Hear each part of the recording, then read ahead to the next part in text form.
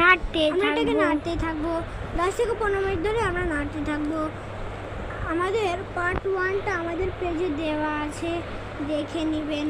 নাড়া হয়ে গেলে তারপর আমরা এটাতে হলুদ বাটা দিয়ে দেবো। তারপর আদা বাটা দিব, আমরা পেঁয়াজ বাটা। তারপর 5 থেকে 10 মিনিট ধরে এবার আমরা গুলাই নেব। এটা হালকা জালে আমরা নাড়তে সুন্দর করে। এটা আবার 10 মিনিট ধরে মিশানো লাগবে।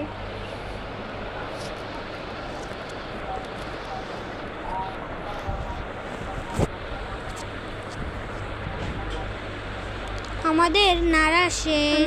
এবার দেখুন কত সুন্দর ভাবে এসেছে রংটা। দেখেন এটা কত সুন্দর হয়েছে। এরপর দিয়ে দেবো আমরা সরিষার তেল।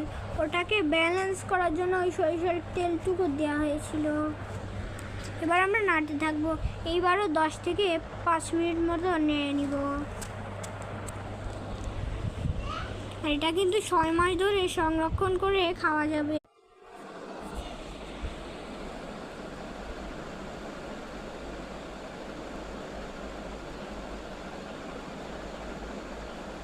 আমাদের এটা গুলানো শেষ। এবার আমরা দিয়ে দিব আদা বাটা।